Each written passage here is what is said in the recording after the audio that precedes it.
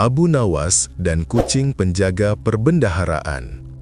Pada suatu pagi yang cerah di Baghdad, ketika angin gurun membawa aroma rempah dari pasar dan burung-burung berterbangan di atas atap rumah-rumah, istana Khalifah Harun al-Rashid tiba-tiba geger.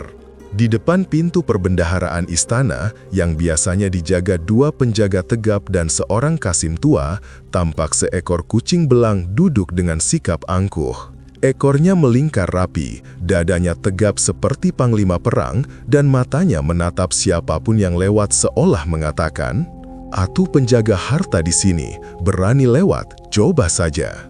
Para penjaga gelisah, pelayan bingung, para menteri yang hendak melapor pun memilih mutar jalan, khawatir kucing itu menyerang kehormatan janggut mereka. Kasim tua penjaga pintu berkata, "Wahai menteri, aku sudah menjaga pintu ini selama puluhan tahun. Belum pernah aku melihat kucing duduk seperti wazir agung." Menteri itu mengangguk tegang. Jangan-jangan ia jelmaan sesuatu. Kabar pun sampai kepada Khalifah. Dengan dahi berkerut dan rasa penasaran, beliau memerintahkan, "Panggil Abu Nawas, masalah seperti ini hanya bisa diselesaikan oleh orang seaneh dia." Tak lama, Abu Nawas datang dengan pakaian sederhana, langkah ringan, dan wajah polos, seperti tidak pernah menyusahkan siapapun. Melihat para menteri berdiri jauh dari pintu perbendaharaan, ia bertanya, "Ada apa kalian berdiri seperti patung marmer yang ketakutan?" Salah satu menteri berbisik, "Kucing itu tidak mau pergi, wahai Abu Nawas. Jika kami mendekat, ia mendesis seolah kami utang padanya." Abu Nawas menatap kucing itu. Kucing tersebut tetap duduk, tidak bergerak sedikit pun, seolah sedang menunggu upacara pelantikan. Tampaknya ia lebih berwibawa daripada sebagian pejabat, gumam Abu Nawas. Para menteri menegang. "Kau bicara apa?" "Ah, tidak, aku bicara pada angin." Abu Nawas mendekat perlahan, lalu membungkuk sopan di hadapan kucing itu. "Wahai kucing mulia," katanya lembut, "apakah engkau penjaga baru perbendaharaan?"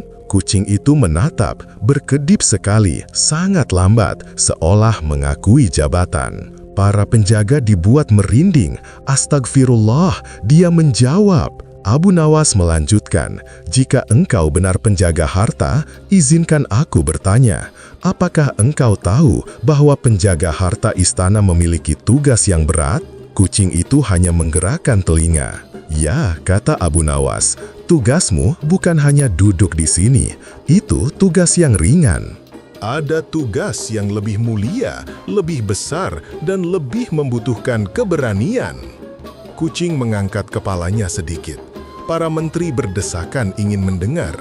"Engkau," ucap Abu Nawas dengan suara pelan penuh wibawa, "telah dipilih oleh takdir untuk menjadi pemimpin pembasmi tikus di seluruh istana." Semua orang membelalakan mata. "Apa? Pemimpin pembasmi tikus?" Abu Nawas menyilangkan tangan. "Tentu, karena mana mungkin kucing yang berwibawa hanya duduk menjaga pintu. Itu pekerjaan manusia. Pekerjaanmu jauh lebih mulia." Lalu ia menambahkan, "Tikus-tikus di dapur sedang membicarakan pemberontakan. Hanya engkau yang mampu menggagalkan rencana jahat mereka." Kucing itu tiba-tiba berdiri. Ia menguap panjang, merentangkan kaki, lalu berjalan melewati Abu Nawas dengan gaya gagah. Tanpa menoleh, ia pergi menuju arah dapur istana, tempat kerajaan tikus biasanya berkumpul. Semua orang membelalakkan mata. "Wahai Abu Nawas," kata seorang menteri, "engkau benar-benar pandai berbicara." Kasim tua berkata, "Aku bertugas puluhan tahun, tak pernah aku melihat kucing hormat pada manusia begitu rupa." Khalifah yang melihat semuanya dari kejauhan tertawa sampai menepuk-nepuk lutut. "Abu Nawas," katanya, "engkau menyelesaikan masalah tanpa memarahi, tanpa mengusir, tanpa memukul. Bagaimana engkau bisa membuat kucing itu pergi?" Abu Nawas membungkuk hormat. "Wahai Amirul Mukminin," katanya, "kucing itu duduk di sana karena merasa penting. Maka aku berikan jabatan yang lebih penting lagi. Siapapun, manusia ataupun kucing, jika diberi amanah yang lebih besar, akan bergerak dengan sendirinya. Khalifah mengangguk puas. Sungguh, engkau adalah guru bagi akal dan penawar bagi masalah. Hari ini, aku belajar bahwa penghargaan kadang lebih mempan daripada perintah. Sejak hari itu, kucing istana menjadi pemburu tikus paling rajin di Baghdad. Dapur istana aman, gudang aman, bahkan para pelayan kadang memberi hormat saat kucing lewat. Dan setiap kali para menteri bertengkar memperebutkan jabatan, Khalifah berkata sambil tersenyum, "Belajarlah dari kucing itu.